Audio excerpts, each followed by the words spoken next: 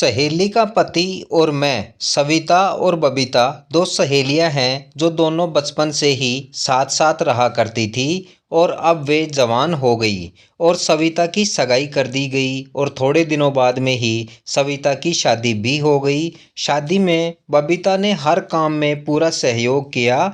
अब बबीता शादी करके ससुराल जा चुकी थी। शुरू शुरू में ससुराल से घर आती तो बबीता भी उससे मिलने आ जाती थी और सविता के पति से भी जानकारी हो गई थी। अब सविता अपने पति के साथ शहर चली गई क्योंकि सविता का पति शहर में नौकरी करता था। अब बबीता बिल्कुल अकेली हो गई थी। कभी कभार सविता से फ़ोन पर बातें हो जाती थी। वक्त ऐसे ही गुजरता गया।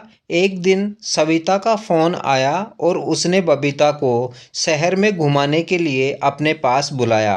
तो बबीता ने कहा ठीक है, तुम पापा से बात कर लेना। और सविता ने बबीता के पापा से बात की तो वे बबीता को शहर भेजने के लिए राजी हो गए। बबीता शहर जाने की सोचने लगी। इससे पहले वह कभी शहर घूमने नहीं गई थी। 2-3 दिन गुजर जाने के बाद सविता के पति का फ़ोन आया कि शहर कब आ रही हो। तो बबीता ने कहा कल आऊँगी और अगले दिन बबीता शहर पहुँच गई। बस स्टैंड पर सहेली का पति पहले से ही इंतजार में खड़ा था। बस से उतरते ही बबीता को अपने घर ले गया। दोनों सहेलियां आपस में मिलकर बहुत खुश हुई। दिन भर बातें करती रही। सहेली के पति ने भी छुट्टी ले रखी थी, वह भी उनके साथ घर पर ही था।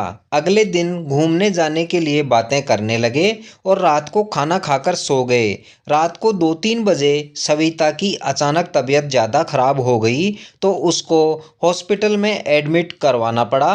बबीता को घर पर ही छोड़कर गए। बबीता सुबह जल्दी उठकर घर का काम करने लगी और उसने सहेली के पति को फ़ोन कर सहेली की तबीयत के बारे में पूछा। तो सहेली के पति ने बताया कि सविता को 1-2 दिन एडमिट रखना पड़ेगा और थोड़ी देर बाद मैं स्नान करने और खाना खाने घर आऊँगा। तो बबीता ने जल्दी जल्दी सारा काम खत्म किया और सहेली के पति का आने का इंतज़ार करने लगी। बहुत देर बाद सहेली का पति घर आया तो बबीता सहेली के पति के पास बैठ गई और सहेली की तबीयत के बारे में जाना।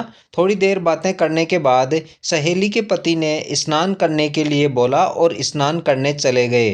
तब बबीता को याद आया कि सहेली के पति ने गर्म पानी तो लिया ही नहीं। तो बबीता गर्म पानी देने गई। तब तक सहेली के पति ने नहाना शुरू कर दिया था। बबीता गर्म पानी लेकर स्नान घर के पास गई और कहा गर्म पानी रखा है, ले लो। सहेली के पति ने कोई जवाब नहीं दिया और ठंडे पानी से ही स्नान कर खाना खाने बैठ गए। सहेली के पति ने खाना खाया और बबीता के पास आए और बबीता के हाथों को हाथ में लेकर कहा तुम बहुत सही वक्त पर आई हो। तुम्हारी सहेली तो अस्पताल में है और तुम यहाँ अकेली हो और तुम्हें कितना सारा काम करना पड़ रहा है। मैं तुम्हारा शुक्रिया अदा किस प्रकार से करूँ? तुम हमारी वजह से कितना परेशान हो। तो बबीता ने कहा ऐसी कोई बात नहीं है, मैं भी तो आपकी अपनी हूँ। मेरा भी तो फ़र्ज़ बनता है आप लोगों का ख्याल रखने का। और रही बात शहर घूमने की तो वह फिर कभी देखेंगे। इस प्रकार से बातें कर सहेली के पति अस्पताल पहुँचे और सहेली की तबीयत में भी अब सुधार था। तो शाम को वह घर आ गए, खाना खाया और सहेली ने कहा